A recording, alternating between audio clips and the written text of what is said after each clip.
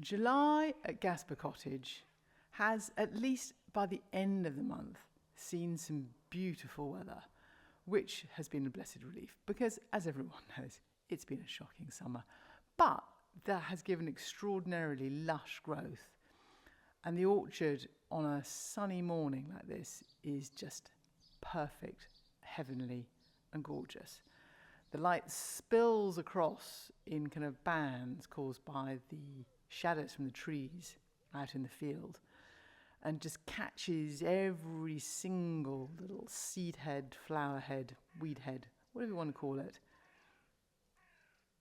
Magical. Even my mad, enormous squash patch at the end, which is just hiding some black plastic wherever clearing the ground, even that is looking beautiful. And there is really now a sense with the forest garden that you can feel it starting to enclose in certain areas, and you notice the difference where it opens up in others.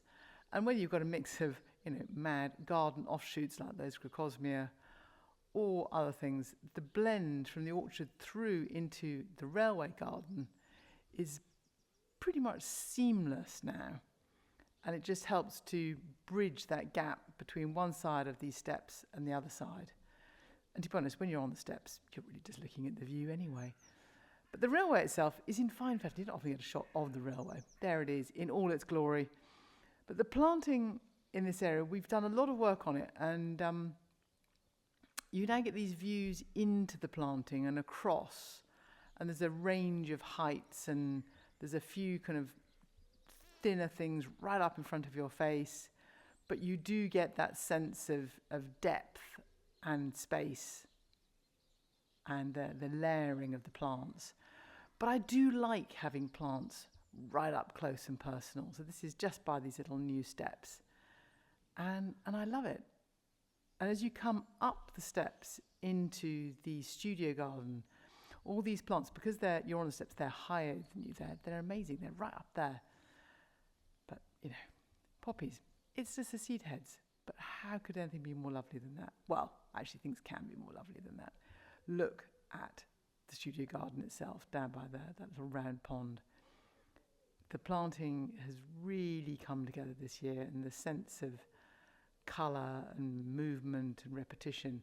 And that little bench in the corner, we don't often sit there, but it's a very, very lovely spot. But I'm really enjoying the kind of the equivalence between the hostas and the bench in colours and things.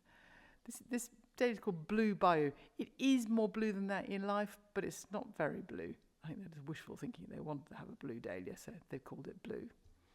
Hydrangea Strong Annabelle. And she does sag if it rains, but it's definitely, you don't need to stake it in the same way that you would do with the original Annabelle. But the flower heads, huge. Sweet peas, which you walk between, and the scent is always gorgeous, although I see I'm behind on my dead heading. And then in the hot border, the newly cut privet is fantastic. There's a whole piece on that over on the blog, on the website, so that's why that link is there. But the shape is really, it's just more playful, and I'm loving it. And the bed is filling up with all sorts of different oranges and reds, and it's gorgeous.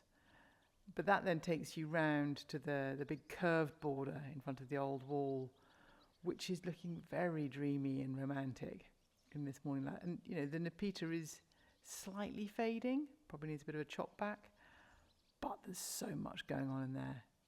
It's glorious.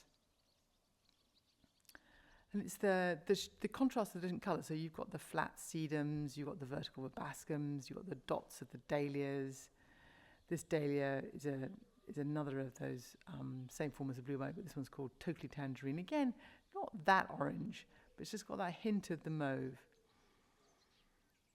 In the New Ambition, this Deschampsia grass is just glorious as a foil for pretty much everything. It's just clouds and clouds and clouds of little tiny seed heads. And then the pops of the annuals like the calendula. I'm also loving the statuesque Angelica, which was just in the background there. And then here's one really up and just so magnificent. But it's all the little details. And, at this time of day, the way the water droplets sit on everything. And now you're starting to find the view from one part of the garden to another. It's slightly obscured, but... And then you get the front garden, which is, I'll grant you, a bit mad. But, even the steps at your feet, everything, every little crevice is growing something. And the supremely statuesque Persicaria with the Ammi Majors on the other side of the path, you push through and they enclose you as you come along the little path. And then as you come out by the front door, there's almost a sense of relief to have the air and space around you. But then you're back into it as you go along the paths in either direction, really. But you stop and you smell the honeysuckle while you're by the front door because it's heavenly. But as you look across, you can just see that morning light spilling round the end there. And as you walk down the path and you turn the corner, you get into the Birch Grove area. And the morning light there is fantastic. And this campanula has been a laugh because it's got these nettle leaves. And for months, my husband's been I hate that plant, I hate nettles. And I think, no, it's going to have a flower, it's going to have a flower. And now is its moment. And it's just doing so well. It's brilliant. And it's lovely to have that colour in the shade at this time of year. And as you come out of the shade of the trees, you've got these little sort of almost like a patio rose, and it flowers its socks off for months and months and months on end. Very good doer. And then that takes you back to the mad verges and the view across back into the orchard. So kind of back where you started, really.